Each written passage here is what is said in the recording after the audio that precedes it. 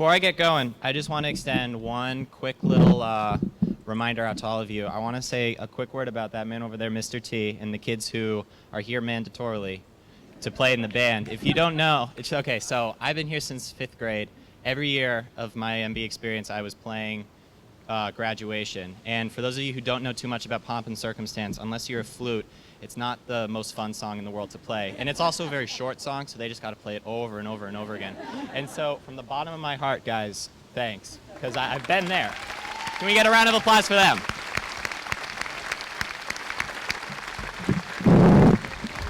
All right, so now I'm going to get going.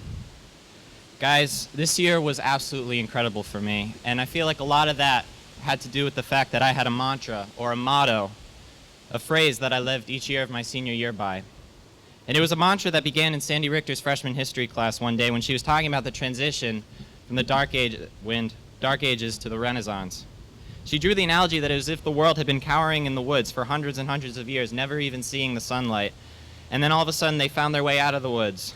And it was like this one big party of enlightenment where everybody was singing and dancing, and it was great. So then my mantra for senior year, but not so much senior year, more so one of the darker times of my life, also known as the Common Application, became, I'm just not out of the woods yet. In fact, that motto became especially helpful during cross-country season, oftentimes when I was actually running in the woods. And the mantra was this constant reminder throughout all the not-so-great times that there were better times coming to me down the roads. It was senior year, and I wasn't about to let one essay or one 5K or any one thing ruin it for me. So I wrote the words woods in Sharpie on a piece of paper and hung it in my bedroom so that'd be the first thing I saw when I woke up each morning.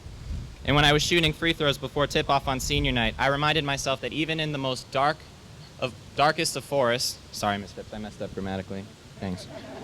Even in the darkest of forests, specks of light streak through the canopy. And I reminded myself that in that moment, and in so many moments, I was living in one of those streaks right now.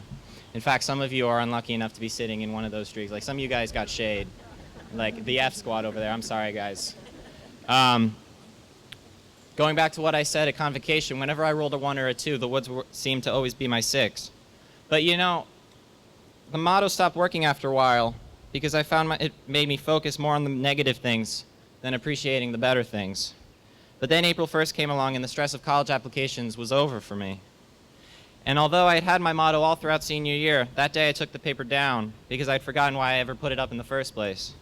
And as I was trying to remember the motivation behind my motto, I stumbled across an old Thoreau quote from Walden, or Life in the Woods. And the quote read, "I went to the woods because I wished to live deliberately, to front only the essential facts of life, and to see if I could not learn what it had come to teach me and not, when I came to die, discover that I had not lived."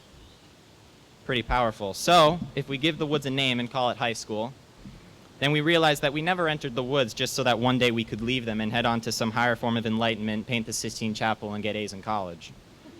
Instead, we went to the woods to live deliberately. I do it every time, but it was Robin Williams who said in Dead Poets Society, "Seize the day, boys, make your lives extraordinary. Please remember that even in the darkest forests, there are streaks of light that find a way through. Please realize that although the world is covered in dark woods everywhere, and it seems that we may never ever find the Renaissance, you and me and everyone that comes from this place are the specks of light that streak through. And eventually those specks of light become so bright that the woods just fade away and they become simply shade, something that some of you are blessed with today. And as John Lennon sang, we will all shine on."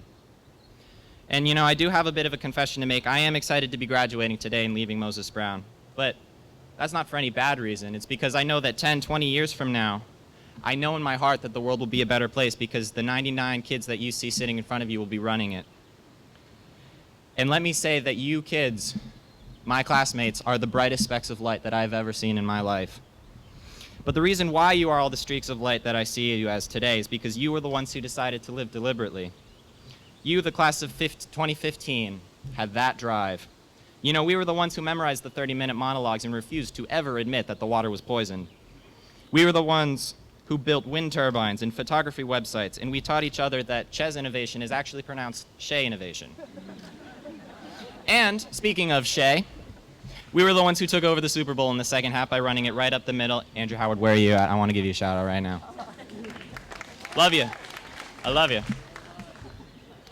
And you know, we wore our championship t-shirts to school despite the fact that they had running on the back, because that's how much the Super Bowl meant to us.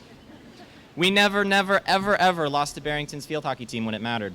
During the winter track season, we brought a shovel to practice so that we could dig out a circle on the turf to throw hammer from.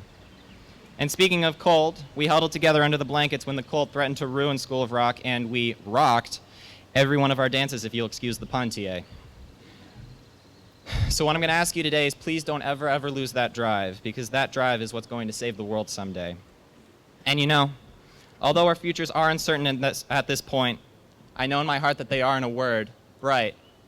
So bright, in fact, I'm going to invite you to join me. They're so bright that we just might have to wear shades.